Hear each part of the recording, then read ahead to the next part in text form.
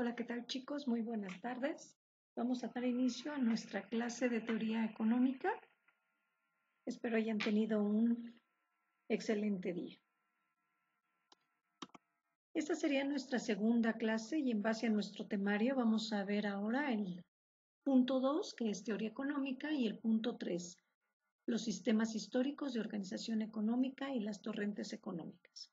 En el punto número 2 vamos a abordar los conceptos y categorías económicas, el desarrollo y subdesarrollo, leyes económicas, macroeconomía y microeconomía, importancia de la economía, relación de la economía con el derecho. Y el punto 3, vamos a ver los modos de producción, comunidad primitiva, modo asiático de producción, esclavismo, feudalismo, capitalismo y socialismo. Bueno, vamos a abordar conceptos básicos de la economía para darnos cuenta cómo se va a construir los principios básicos de la economía hasta nuestros días como tal. Vamos a hacer mención de la ciencia económica. Nos dice qué es la ciencia económica como tal.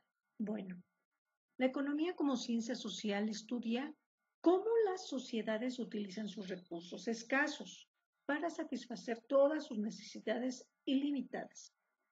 Esta a su vez también podemos decir que analiza cómo los individuos, las empresas y los gobiernos toman decisiones para producir, distribuir y consumir bienes y servicios, teniendo en cuenta factores como la oferta, la demanda, los precios y los mercados financieros. Si bien vamos a ver que la economía como tal, jóvenes, es una ciencia social. Obviamente, entre nosotros los humanos tenemos que realizar todas las cuestiones que tengamos a la mano para crear nuestra propia economía en base a una organización en donde podamos tener bienes y servicios y a la vez consumirlos. Bien, vamos a ver las categorías de la ciencia económica. Vamos a hablar de lo que es microeconomía, macroeconomía y econometría. Como primer punto tenemos microeconomía. Nos dice que la microeconomía estudia el comportamiento de los agentes económicos individuales. ¿Quiénes son esos agentes económicos como tal? Bueno, somos los consumidores y todas las empresas. ¿Cuál es el enfoque de la microeconomía?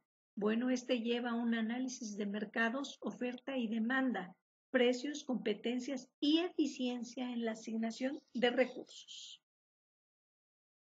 En tanto que la macroeconomía nos dice que estudia la economía en su conjunto a nivel nacional o global. Tiene un enfoque en cuanto a un análisis de variables agregadas como el Producto Interno Bruto, y que ya lo habíamos manejado y hablado de él la clase pasada, de hecho vimos un video, la inflación, el desempleo y políticas económicas. Ya estamos viendo que la macroeconomía como tal, bueno, es la que genera toda la economía a nivel global. Y tenemos lo que es la econometría. Esta estudia la aplicación de métodos estadísticos y matemáticos a los datos económicos. ¿Cuál es su enfoque como tal? Bueno, nos lleva a un modelado económico, pronósticos y análisis de tendencias económicas basados en datos empíricos. Fíjense bien, ¿qué podemos decir que es la experiencia, la cuestión empírica? Se basa el ser humano en estos pronósticos porque al determinar sobre cuestiones de la experiencia podemos tomar mejores decisiones. Entonces, tenemos en cuenta lo que es la econometría, ¿ok? Y esta mide y aplica todos los métodos estadísticos y matemáticos basados en la experiencia. Como tal, tenemos que las categorías de la ciencia económica son tres: microeconomía, macroeconomía y econometría. Bueno, Ahora vamos a ver los objetivos de la ciencia económica. ¿Cuáles son y qué nos dicen estos objetivos? Bueno, vamos a ver el primero, que es la eficiencia en la asignación de recursos. Esta nos dice que utiliza los recursos disponibles de manera que se maximice el bienestar. Bueno, ¿cuál es el objetivo de esta eficiencia en la asignación de recursos? Maximizar lo que tenemos, maximizar nuestros productos. ¿Con qué finalidad? Bueno, de que tengamos como tal un bienestar económico en cuanto a nuestras posibilidades que tengamos en nuestra organización para llevar a cabo una buena teoría económica. Posteriormente tenemos en otro objetivo de la ciencia económica lo que es el crecimiento económico. Aquí tenemos que es fomentar el aumento sostenido de la producción y los ingresos a nivel nacional. Si bien es cierto, el esquema que exponemos aquí claramente nos dice que tenemos que aumentar, siempre tenemos que aumentar el crecimiento económico, saber emplear las estrategias para que eh, la producción o los medios de producción eleven nuestros ingresos a nivel nacional. Otra parte de los objetivos de la ciencia económica tenemos lo que es la equidad. Si bien es cierto, la equidad es la distribución justa de la riqueza y los recursos entre la población. Posteriormente vamos a ver que algunos países pues no tienen equidad en cuanto a sus teorías económicas y por eso la distribución de la riqueza no es igualitaria como tal. Pero si bien es cierto, debemos de dejar claro que una de las cuestiones importantes es la equidad. Aquí la distribución de la riqueza es el punto esencial para distribuir entre la población. Otro punto de los objetivos de la ciencia económica tenemos la estabilidad económica. Nos dice que debemos mantener la estabilidad de los precios, el empleo y evitar ciclos de alta inflación o recesión. Aquí se entiende claramente que una nación, un país que tiene estabilidad económica, claramente va a tener un efecto positivo en cuanto a generar sus productos, sus ingresos, etc.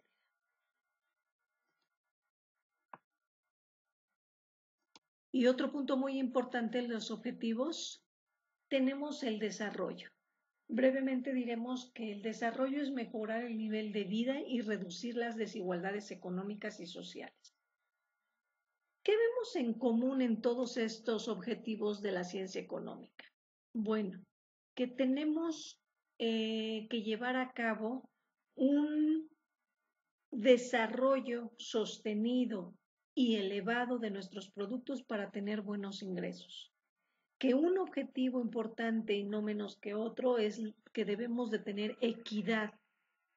Con la equidad vamos a alcanzar distribuir bien la riqueza entre todos y gracias a eso nos va a dar una estabilidad económica.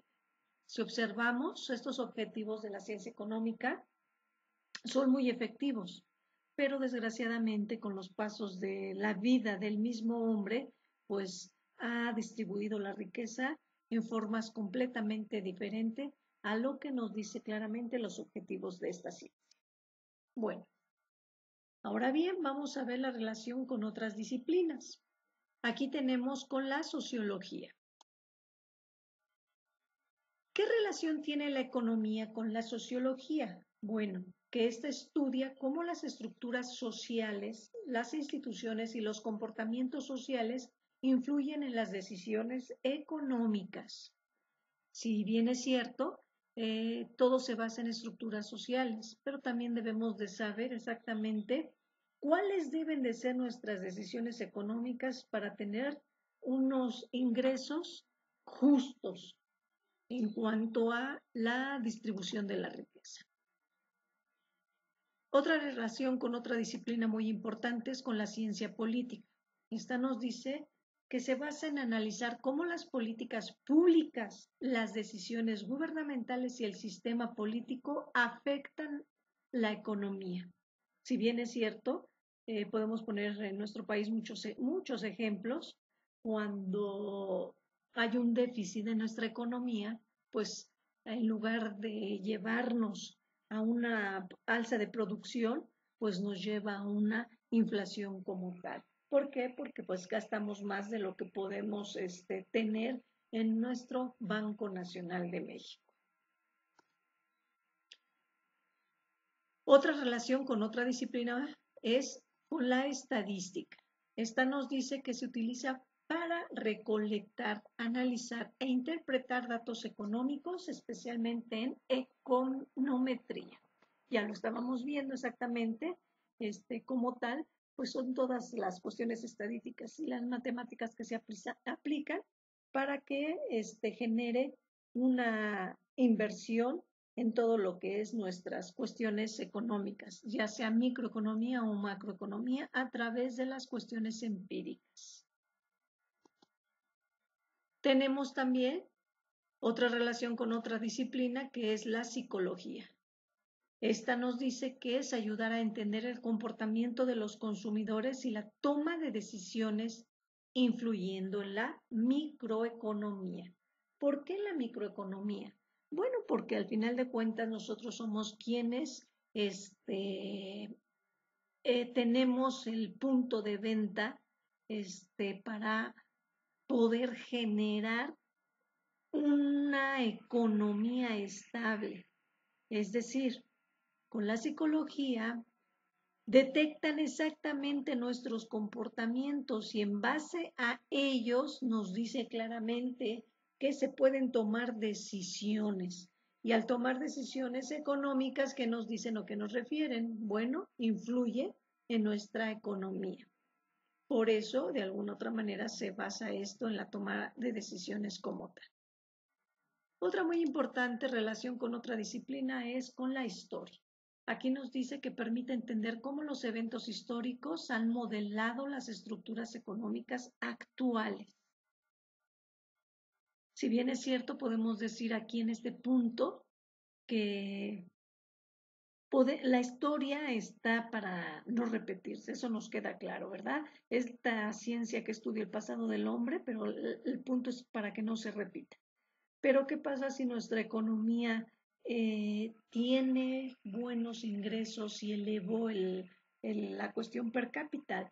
Bueno, claro que se puede repetir, estamos y podemos buscar y analizar cuáles fueron los puntos que llevaron en ese entonces a una economía sostenible, que de alguna otra manera pudiera haber inversiones en el gasto público, que pudiera haber otros objetivos económicos y buena distribución de la riqueza. Luego entonces, en estas cuestiones económicas, sí podemos permitirnos que estos modelos se vuelvan a repetir. Quizá, o podemos decir, no la historia, pero sí los modelos y estructuras económicas. Otra relación con otra disciplina es con las matemáticas. ¿Qué nos dicen? Bueno, estas se utilizan para aplicar y desarrollar modelos económicos, en especial en áreas como la econometría y la teoría económica.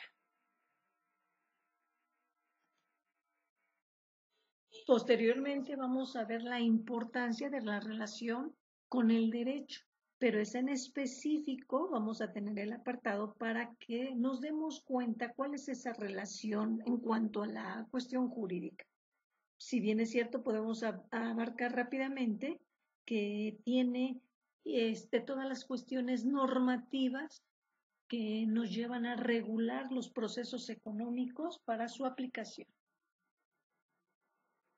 Asimismo, tenemos el campo de estudio de la ciencia económica. Entre ellos tenemos la producción, distribución, consumo, mercados y la misma política económica. Bien, en cuanto al campo de estudio de la economía, ¿ok? Vamos a ver lo que tenemos en producción. Esto nos dice que es el análisis de cómo se crean bienes y servicios, los factores productivos involucrados y las técnicas de producción que se van a utilizar para aplicarse en algún sistema macroeconómico. Otro punto de estudio en cuanto a la economía es la distribución. ¿Por qué es importante la distribución? Bueno, nos dice que esta examina cómo se distribuyen los ingresos, el capital y los bienes y servicios entre los diferentes agentes económicos. Estos agentes económicos podemos decir que son las personas, las empresas y los gobiernos. Luego entonces tenemos otro campo de estudio muy importante que nos exige la misma economía, es el consumo. Esto implica las decisiones de los consumidores, cómo gastan sus ingresos y cómo se determinan sus preferencias. Y por último tenemos lo que es el campo de estudio de la política económica. Esta nos dice que examina el impacto de las políticas públicas sobre la economía y cómo las políticas fiscales, monetarias y comerciales se aplican a las cuestiones políticas, ya que con esto podemos ver claramente los reflejos que se pueden tener en cuanto a la formación del Producto Interno Bruto o el Producto Externo Bruto. Aquí tenemos claramente el impacto que puede tener las políticas públicas en cuanto a la economía. Bueno, aquí tenemos lo que es ahora la división de la economía. Para ir estructurando todo lo que hemos venido viendo, ahora nos enfocaremos en lo que es la división de la economía. Esta nos dice que es una ciencia que estudia las relaciones humanas en el ámbito del proceso económico, donde se generan recursos escasos para satisfacer las necesidades ilimitadas.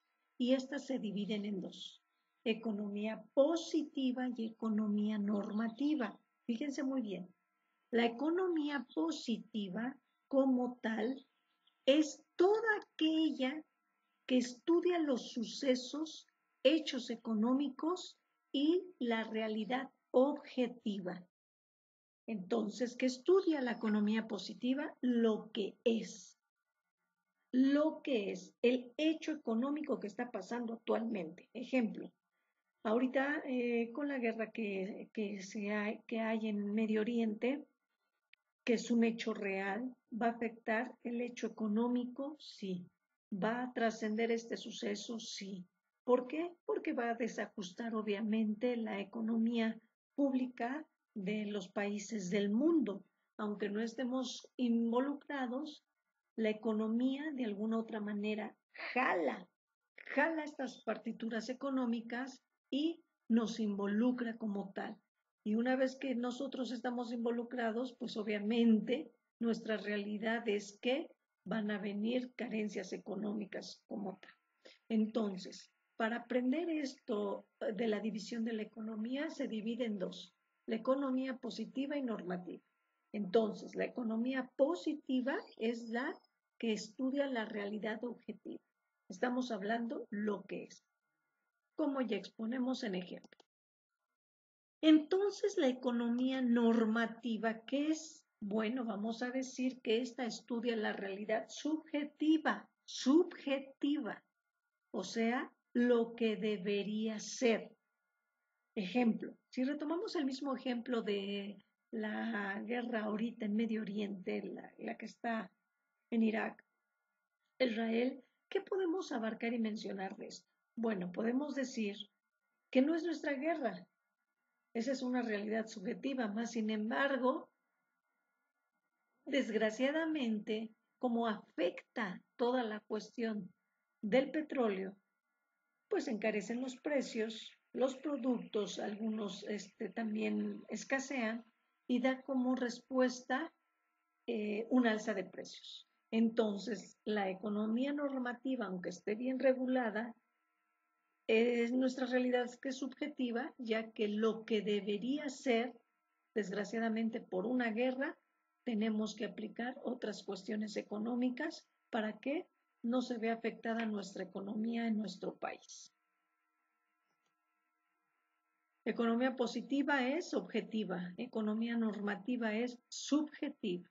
Bueno, tenemos que la economía positiva se determina a través de dos puntos muy importantes. Uno es la economía descriptiva y otro es la teoría económica. En la economía descriptiva estamos viendo que se basa todos los datos que genera quién, desde dónde son generados estos datos. Bueno, estos datos son generados desde el Banco Nacional de México. Estos datos también son generados desde lo que es la Secretaría de los Impuestos, de las Finanzas, del SAT. Toda esta descripción y análisis que nos da la economía se basa exclusivamente en operaciones y en datos precisos. ¿Para qué? Pues para proteger nuestra moneda. Y el otro punto importante es la teoría económica, la que estamos viendo. Esta nos dice que la teoría económica es el corazón de la economía. Luego entonces, en esta encontramos el cuerpo doctrinario. ¿Y qué es el cuerpo doctrinario? Pues todo lo que vamos a ver y estamos viendo, los principios, las teorías y los modelos económicos, o sea, el famoso PTM. La teoría económica es el cuerpo donde se analiza y se interpreta toda la realidad a partir de datos. ¿Por qué, jóvenes? Bueno, porque nosotros no podemos inventar absolutamente nada de lo que es la misma economía. Si inventamos, ¿qué pasa? Pues alteramos y va a tener un cambio significativo, claro que sí. Por eso la misma economía es real. No puedes alterarla. Es a partir de todos los datos que se tengan, de todos los datos que se generen, y de esos datos vamos a tener propuestas financieras, obviamente macroeconómicas, con la finalidad de que nuestra moneda no se enfrente a un colapso frente a otro país. Bueno, esta cuestión nos dice que la teoría económica tiene dos niveles muy importantes, microeconomía y macroeconomía. Recordemos que la microeconomía busca estudiar los agentes económicos de manera individual, el comportamiento de los agentes económicos de manera individual a las 1. Unidades productoras. ¿Quiénes son? Las empresas. 2. A las unidades consumidoras. ¿Quiénes son? Las familias. Y 3. También la microeconomía evalúa la cuestión de los precios. Acordémonos que todo este punto de los precios estamos fijados lo que es en nuestra canasta básica, ya que de ahí se determina exactamente nuestros precios de esos productos. Bueno, podemos decir que a la microeconomía también se le denomina la teoría de los precios. De manera individual estudia la oferta y la demanda, así como los precios. Luego entonces la macroeconomía nos dice que el nivel macroeconómico se estudia la subida generalizada de los precios. Por ejemplo, se le llama inflación, desempleo, y el Producto Bruto Interno, la balanza de pagos, entre otros. ¿Estamos de acuerdo? Ojo, ¿qué quiere decir esto? Estamos viendo que macroeconomía son todas las cuestiones empresariales, dentro y fuera de nuestro país. Bueno, esta macroeconomía, si tenemos un nivel elevado, generalizado, ¿ok? ¿En dónde nos hallamos? Bueno, en las cuestiones de precios, las inflaciones, desempleo, el Producto Interno Bruto en toda su totalidad. ¿Esto afecta? Sí. ¿O esto ayuda? Sí. La macroeconomía tiene beneficios, tiene, si no está bien regulada, va a tener obstáculos para tener una buena apreciación financiera y con ello, obviamente, va a generar pobreza como tal. Luego entonces tenemos a la economía normativa. Entonces, como la economía normativa es subjetiva, nos encontramos con la política económica. En la política económica tenemos claramente que es la que selecciona las decisiones del país en cuanto a todas las cuestiones financieras. Esta se basa en algunos instrumentos. Podemos mencionar dos instrumentos muy importantes, la política fiscal y la política monetaria. Fíjense bien, en la política fiscal, ¿qué tenemos? Para que lo entendamos y brevemente, tenemos que va a estudiar todo lo que es los impuestos y los gastos. Todo lo que va a generar exactamente impuestos y gastos es lo que estudia nuestra política fiscal. Y la política monetaria vamos a tener que va a estudiar lo que es determinar el precio de nuestra moneda y la tasa de interés que se va a generar al producir un beneficio como tal de producción.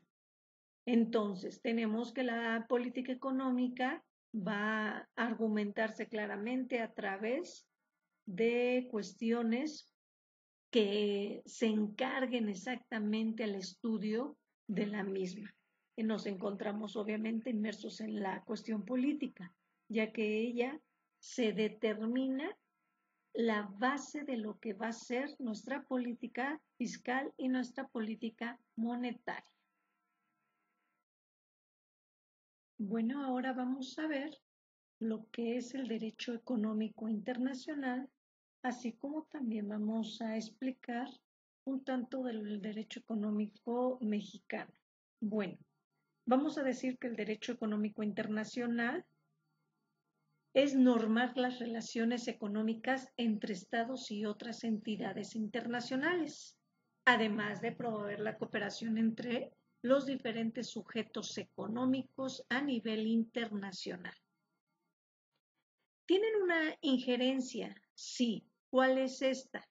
Bueno, se presenta en tratados y acuerdos internacionales, jóvenes, organizaciones internacionales y la regulación de la inversión extranjera, el desarrollo sostenible y sustentable y las resoluciones de disputas. Bueno, explicando brevemente lo que es el desarrollo económico internacional, podemos decir claramente que este se basa en todas las relaciones que se tienen en cuanto a la postura económica entre los estados o entre otras entidades internacionales también. ¿Con qué finalidad como tal? Bueno, de que tengamos un acuerdo internacional a través de finanzas y de tratados que nos convengan a todos los países integrantes del desarrollo económico a través del tratado internacional que se pueda dar a conocer. Bueno, ¿qué tenemos? Tenemos leyes y reglamentos en cuanto a el derecho económico internacional y a la política exterior. Entre algunos podemos mencionar la Ley de Inversión Extranjera, la Ley de Comercio Exterior, la Ley de Competencia Económica, Ley de Protección a la Propiedad Industrial, Ley Federal de Protección al Consumidor. Aquí sí vemos claramente estas leyes, estos decretos, estos reglamentos nos llevan a regular la normatividad de lo que es el derecho económico internacional. Bien, ¿qué pasa en México? En México existen estos reglamentos que detallan la aplicación de las disposiciones legales mencionadas. Entre ellos tenemos Reglamento de la Ley de Inversión Extranjera, Reglamento de la Ley de Comercio Exterior, Reglamento de la Ley de Competencia Económica, Reglamento de la Ley de Protección a la Propiedad Industrial, Reglamento de la Ley Federal de Protección al Consumidor. Si bien es cierto, estos reglamentos jóvenes van a ser los que regulen como tal todo lo que es la economía y su aplicación con el derecho. Debemos de estar en, en el derecho como tal, que es el agente que regula la economía y es el portador de que no se violen nuestros derechos, ya sea nacionales o internacionales. Bien, la estructura y dinámica que caracterizan a las relaciones entre sujetos económicos internacionales tenemos. El nuevo orden internacional y la globalización se refiere a la estructura y dinámica que caracterizan a las relaciones entre sujetos económicos internacionales, pero con implicaciones económicas y políticas, por tanto, jurídicas. Claro, ¿por qué jóvenes jurídicas? Bueno, si estamos hablando que vamos a mediar en cuanto a un tratado económico, forzosamente debe de estar regulado por leyes nacionales e internacionales, así como economías políticas nacionales e internacionales. Por ello, su dificultad. Más sin embargo, un buen tratado pues nos lleva este, a una buena elevación de la economía de mercado como tal. En esta cuestión tenemos el concepto de toda esta implicación internacional y la globalización surgió en la década de 1970, tome nota, y presenta un conjunto de propuestas y transformaciones en el sistema económico global. Aboga por mitigar las disparidades económicas entre las naciones y busca el equilibrio entre los países desarrollados y aquellos con altos niveles de marginación. Fomenta la cooperación económica internacional, la cual es necesaria ante diferentes desafíos como los avances lógicos sin precedentes. La intensificación de la globalización y las crisis económicas provocadas por guerras o asuntos relacionados con la salud pública. Entonces, ¿qué tenemos aquí, jóvenes? Bueno, para ir desarrollando este punto, en 1970 como tal, hay propuestas para transformar el sistema económico mundial. Ajá. Y gracias a este nuevo orden global en cuanto a buscar el equilibrio económico entre los países desarrollados y apoyar a los países marginados, bueno, se crean políticas económicas que puedan llevarse a cabo y aplicarse para ayudarnos en economías internacionales. Todo esto nos lleva a que tengamos una mejor regulación de la economía como tal, aunque sabemos que desgraciadamente pues muchas cuestiones no son así, y menos porque nuestro presidente de Estados Unidos, ¿verdad? Pues ha elevado bastante los aranceles a nivel mundial y eso ha fracturado las economías, incluyendo la nuestra. Bien, para ir cerrando, vamos a determinar que en algún momento de nuestra desarrollo económico en México se hizo el Tratado de Libre Comercio de América del Norte, el TLCAN. Fue un acuerdo comercial trilateral firmado entre Estados Unidos, Canadá y México. Tuvo un impacto significativo en la economía y las relaciones comerciales de los tres países. Sí, claro que tenía ventajas el Tratado de Libre Comercio y también tenía pues algunos puntos que tratarse en cuestiones económicas. ¿Cómo qué, joven? Bueno, entre estos puntos del TLCAN tenía la eliminación de barreras comerciales. ¿Esto qué quiere decir? Bueno, que entre Estados Unidos, Canadá y México, de acuerdo a este tratado, pudieron quitar esas barreras, y exponer la economía para elevar también la capacidad estructural de nuestras finanzas en los tres países de acuerdo a la cuestión de tu moneda. Ajá. Da como resultado que tengas una economía elevada en cuanto a la micro y macro, sí. En cuanto a tu Producto Interno Bruto y Producto Externo Bruto, también. Bueno, otro punto de este tratado era acceso a mercados, también las reglas de origen y la protección de inversiones. ¿Esto qué quiere decir? Bueno, si yo te estoy dando este producto, también voy a proteger que tú me entregues exclusivamente a mí estos productos y a su vez yo te voy a generar de alguna otra manera menos aranceles en tus productos como tal. Ejemplo de unos productos, pues vamos a decir que la cuestión donde se hacen los carros, ¿ok? Que hay muchas cosas que México no tiene, pero el Telecan aportó un beneficios a nuestro país. Sí, vamos a decir que eso es cierto. El Telecan tuvo aportaciones que significaron bastante para nuestra economía mundial.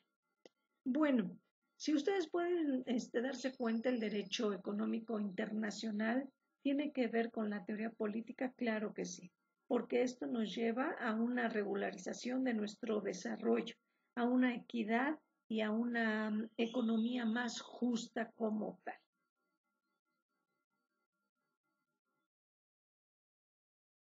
Bueno, ahora vamos a seguir con lo que es la historia de la economía. Este tema también es muy interesante ya que de todo lo que hemos venido abarcando y viendo, vamos a decir cómo surge la economía en el mundo como tal. Bueno, vamos a decir que la historia de la economía surge en el año 2500 antes de Cristo, en la famosa llamada prehistoria. ¿Ok? Nos encontramos aquí. Nos dice que las primeras actividades económicas eran la caza, la agricultura y la pesca. ¿Ok? Nosotros tenemos, si bien es cierto, saber que el hombre primitivo empezó a hacer economía a través de estas primeras actividades. Y si bien es cierto, jóvenes, esas actividades nos dieron pie y lugar a decir, ¿sabes qué? Tenemos mucha carne. Ajá. Bueno, a lo mejor voy a distribuirla con la otra clan, la otra gens, la otra horda, la otra tribu, la otra nación, la otro estado, hasta llegar a nosotros los tratados. ¿Estamos de acuerdo? Entonces, que nos quede claro y específico. En la prehistoria, para saber cómo era su economía, pues ellos empezaron a tener estructuras bien organizadas en cuanto a la caza, agricultura y la pesca. ¿Qué pasa posteriormente, jóvenes? Bueno, vamos a decir que se da lo que es el trueque. Esto estamos hablando en el año 10.000 antes de Cristo. Vamos a exponer que antes no existía el dinero. Entonces se daban intercambios económicos con sobrantes de bienes entre familias. ¿Ok? ¿Esto qué quiere decir? Bueno, yo maté muchísimos conejos y no tengo pescado, porque mi región no está junto al mar o junto a un río o junto a un lago. Entonces, en otra tribu, en otra gens, horda, clan, etc., bueno, ¿sabes qué? Te cambio que se llamaba ese cambio o intercambio trueque, y tú me das este beneficio con lo que tengas sobrante de, ojo, tu producto. ¿Estamos de acuerdo? De que tengas sobrante el trueque, ese es el punto del famoso trueque. Posteriormente estamos hablando en el año 1500 antes de Cristo fue la aparición del dinero, ¿ok? Aquí dice que simplificó el intercambio económico. Obviamente, con la aparición del dinero ya regulas muchísimo más la infraestructura económica interna de tu país y ya se puede considerar que tiene un precio justo o quizá el mismo precio algún producto que nos tenga como una cuestión de beneficio. ¿Qué surge después con el paso del tiempo, una vez que ya vimos que hubo dinero como tal? Bueno, si hay, pues vamos a hacer esta apreciación, si hay dinero como tal, eso quiere decir que el mismo hombre descubre, jóvenes, que los minerales son a la vez su valor no se deprecia. ¿Por qué? Porque es duradero completamente en las cuestiones minerales y se pueden dar cuenta que con ello se puede construir una base económica monetaria que pueda regular la economía en aquellos tiempos como tal. ¿Esto qué quiere decir? Bueno, si bien es cierto, vemos que el hombre tuvo la creatividad y diseña en base a las cuestiones económicas, a partir de ahí, un modelo económico utilizando los primeros metales en base a minerales y con ello crea la moneda. Posteriormente, en el paso del tiempo, se crea una época llamada feudalismo, jóvenes. El feudalismo surge en el año 476 después de Cristo. Nos dice que el dinero no se consideraba una forma de riqueza, sino las tierras y guerras que tenían los imperios.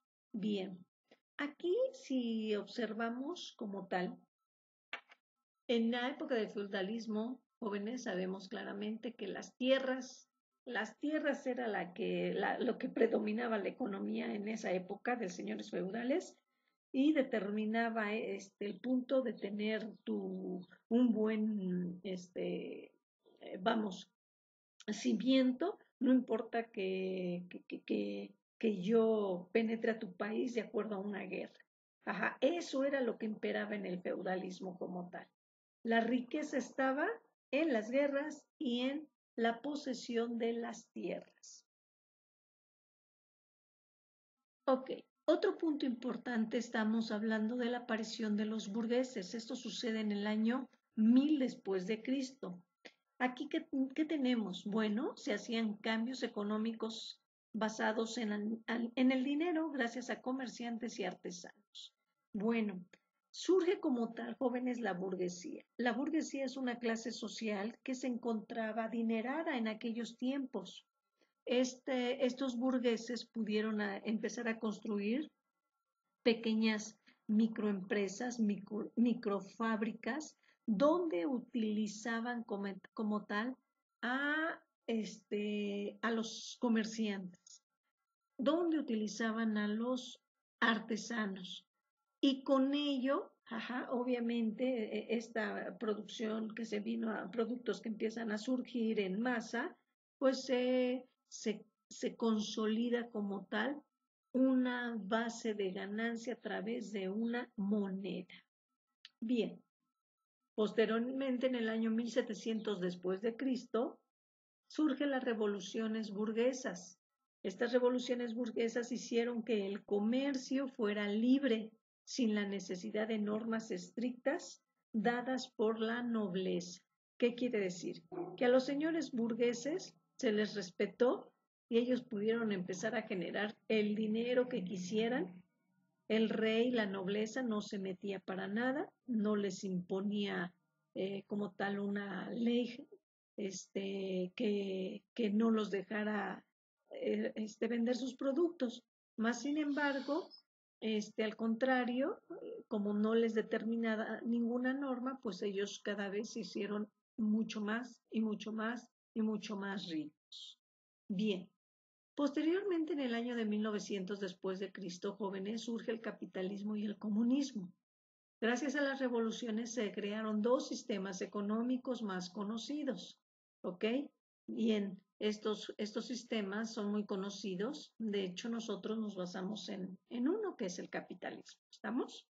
Y del año 2000 en adelante, jóvenes, estamos hablando de los sistemas económicos mixtos. Estos sistemas económicos mixtos permiten la libertad económica, bienestar a los ciudadanos y evita abusos de poder. Bien, si bien es cierto, esta línea del tiempo nos da claramente todos los aspectos en cuanto a la historia de la economía y cómo fue que se forma las cuestiones de la organización económica en general. Bien, vamos a ver un video para que nos demos cuenta de la historia de la economía.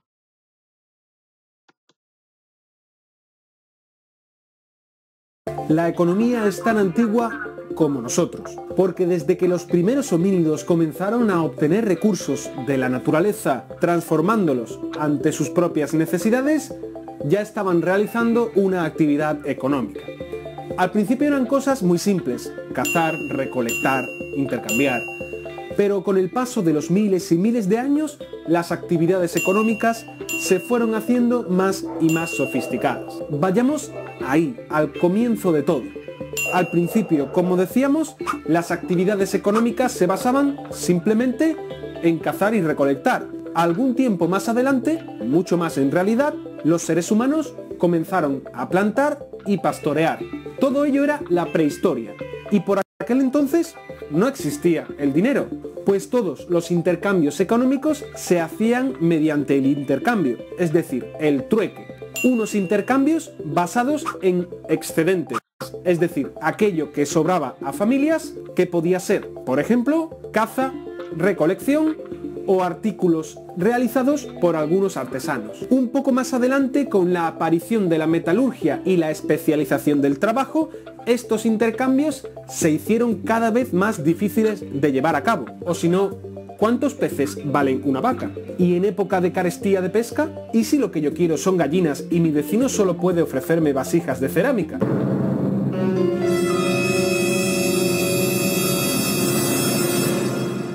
Uf, ¿cómo podemos hacerlo? Surgió entonces un elemento que cambiaría la historia de la humanidad, un elemento que siglos y siglos después condicionaría la mayoría de nuestras necesidades y actividades económicas.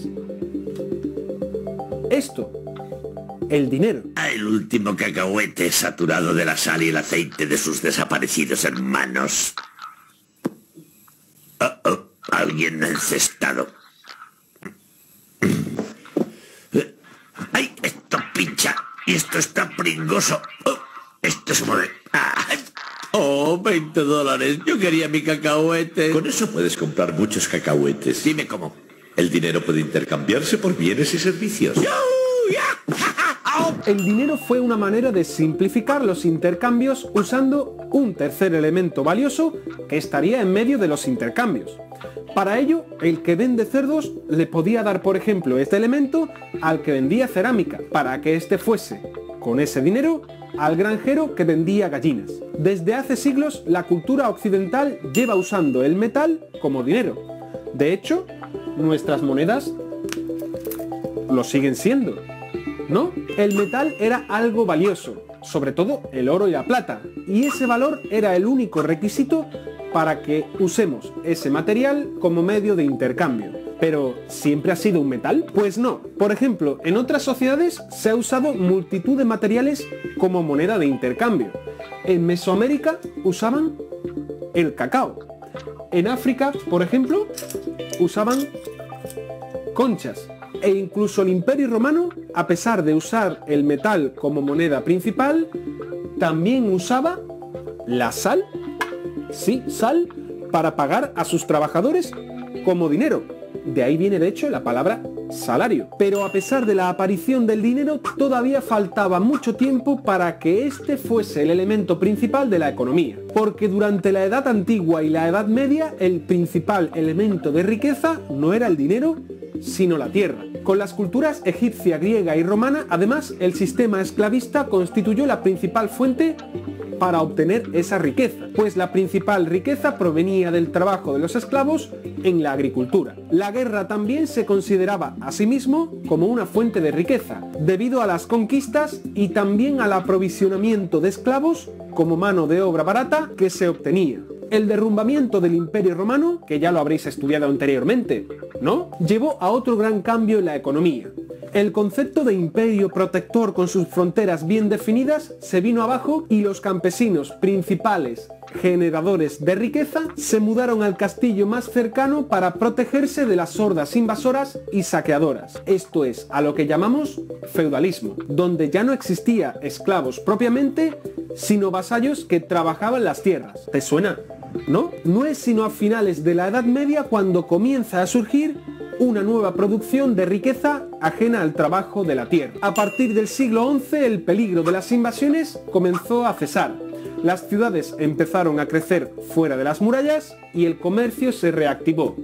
Y gracias a ello una nueva clase social, la burguesía, formada por comerciantes y artesanos, fue obteniendo riqueza gracias a los intercambios comerciales.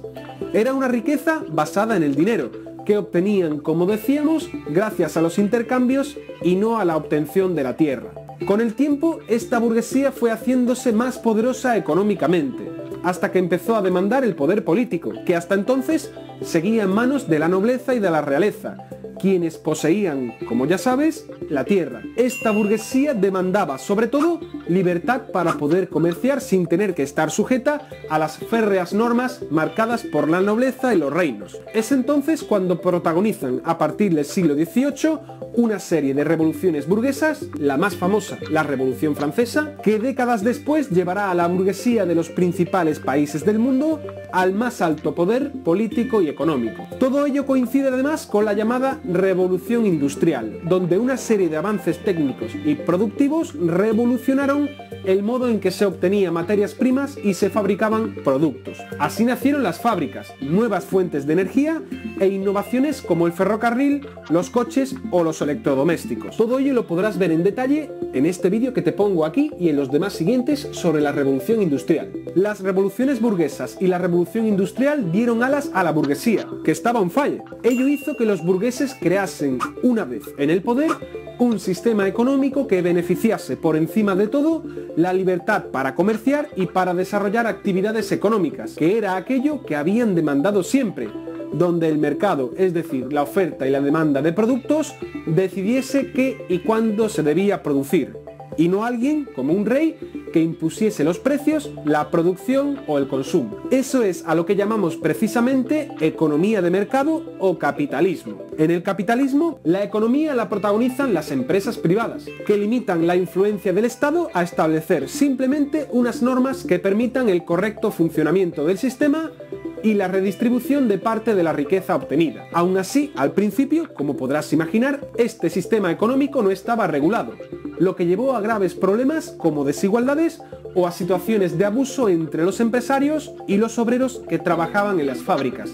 que no tenían apenas derechos y a quienes se le pagaba un sueldo de miseria. Estas situaciones de desigualdad hicieron que a partir del siglo XIX apareciesen nuevas corrientes sociales y económicas que abogaban por la corrección, o también por la eliminación, del capitalismo. El precursor de este pensamiento fue Karl Marx, quien pensaba que para combatir los excesos del capitalismo y acabar con las desigualdades, los obreros debían tomar el poder en el Estado, quitándoselo a la burguesía, y dirigir una economía planificada y centralizada desde el propio Estado para acabar con ello con el impulso privado y con las desigualdades que éste generaba. A esta ideología es a lo que llamamos comunismo. La historia del siglo XX fue la pugna entre estos dos sistemas económicos, que tuvieron en Estados Unidos y en la Unión Soviética, hoy en día la mayor parte de Rusia, como principales exponentes. A finales del siglo XX el bloque comunista se derrumbó presa de terribles crisis internas. El capitalismo también vivió su particular crisis durante este siglo, y fueron varias, pero demostró ser un sistema capaz de mutar ante los cambios sociales y culturales. Es por ello por lo que hoy en día vivimos en un sistema económico capitalista, aunque algo diferente a aquello del siglo XVIII. Con el objetivo de disminuir las desigualdades y los problemas generados por este sistema, el Estado interviene actualmente en la mayoría de los países capitalistas para establecer unas normas básicas y corregir las diferencias socioeconómicas, en lo que podríamos llamar hoy en día economía mixta de mercado. No obstante, ello no quita que aún no existan desigualdades, sobre todo las concernientes a la relación entre los países ricos y pobres, más conectados hoy en día si cabe gracias a la globalización. Si bien ya no existe de forma mayoritaria la explotación de los trabajadores o abusos económicos en los países desarrollados, esta situación de superioridad se ha trasladado a los países no desarrollados, que actualmente proveen de recursos y mano de obra, en muchos casos precaria y mal pagada, a las principales empresas del mundo desarrollado. Y así llegamos al día de hoy. Como ves, el sistema económico en el que vivimos en la actualidad responde a multitud de cambios a lo largo de la historia. Y ahora podemos hacernos una última pregunta. Debido a los intensos cambios socioculturales y económicos que se están produciendo en los últimos años, ¿qué tipo de economía tendremos en el futuro inmediato? ¿Quién sabe? Lo que sí debemos saber es de dónde venimos para saber a dónde vamos. ¿Te ha gustado este vídeo? Ok, jóvenes. Este video nos resume todo lo que hemos visto de la historia de la economía como tal. Y nos da claramente y nos precisa en el tiempo cómo el ser humano ha transformado sus actividades económicas hacia el bien común como tal.